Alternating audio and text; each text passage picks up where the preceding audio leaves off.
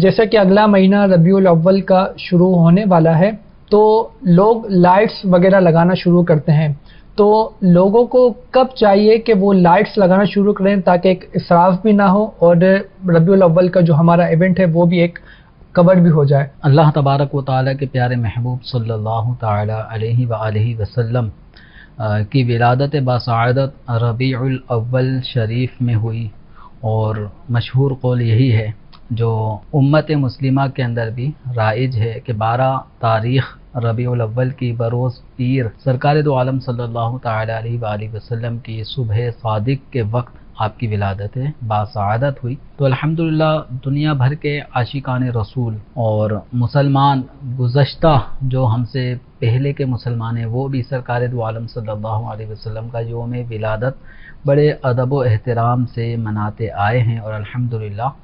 آج بھی عاشقان رسول میلاد شریف کی برکتیں حاصل کرتے ہوئے مختلف انداز سے اپنے عشق و محبت کا اظہار کرتے ہوئے میلاد شریف منا رہے ہوتے ہیں۔ تو اسی کا ایک انداز ہوتا ہے اپنے گھروں کو سجانا۔ اپنے گھروں کو سجانے کے لیے ایک انداز یہ بھی ہوتا ہے کہ اپنے گھروں میں لائٹنگ کی جائے۔ تو لائٹنگ کرنے کے حوالے سے حسن نیت ہے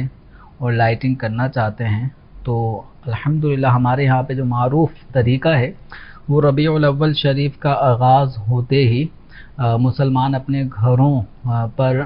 ربیع الاول کی خوشی میں چراغاں بصورت لائٹس وغیرہ لگاتے ہیں۔ تو مسلمانوں میں یہ طریقہ معروف ہے، تو اس انداز میں کوئی حرج نہیں ہے، اس میں کوئی اسراف بھی نہیں ہے، جبکہ دیگر شرعی معاملات پہ بھی توجہ رہے اور خلاف شرع کاموں کا اس میں ارتکاب نہ کیا جائے۔ مثلا کنڈے کی لائٹ کا استعمال، اس کی اجازت نہیں ہوگی۔ باقاعدہ قانونی طریقہ کار کے مطابق آپ یا تو اپنی پرسنل جو گھر کی بجلی ہے اس کا استعمال کریں اور اس کے ذریعے سے چراغاں کے لیے لائٹس کا ان کو آن آف کرنے کا سلسلہ وہاں سے رکھیں، تاکہ جو بھی یونٹس اس لائٹنگ کے اندر بجلی کے استعمال ہوں گے تو باقاعدہ آپ اس کی بعد میں جب بل آنے کی صورت میں جہاں اپنے گھر کی بجلی یوز کرتے ہیں اس کے آپ بل کی ادائیگی کرتے ہیں، اسی طرح اس 12 ربیع الاول کے چراغاں کے سلسلے میں جو آپ کے بجلی استعمال ہو تو اس کی بھی ادائیگی شرعاً بھی قانوناً بھی لازمی ہے۔ تو اس کے لیے سب سے پہلے تو اس کا خیال رکھیں کہ کنڈے کی جو چوری کی بجلی جس کو کہا جاتا ہے اس کا استعمال نہیں کیا جائے گا، اس کی ہرگز شرعاً اجازت بھی نہیں ہے۔ اور دوسری چیز یہ ہے کہ جب چراغاں کیا جائے تو چراغاں یہ چونکہ لائٹس کا استعمال یہ جب اندھیرا چھانے لگتا ہے اس وقت اس کا استعمال ہو، تو عام طور پہ سورج غروب ہونے کے بعد پھر اندھیرا آ جاتا ہے تو اپنے لائٹوں کا آن کرنے کا آغاز کیا جائے، اور رات بھر بھی اگر لائٹ جلائی جاتی ہیں تو اس میں بھی کوئی حرج نہیں ہے، لیکن جب صبح کا وقت ہو جائے اور اجالا ہونے لگے تو اب لائٹ کے بند کرنے کا وقت آ گیا۔ تو اب اس کا خیال رکھیں کہ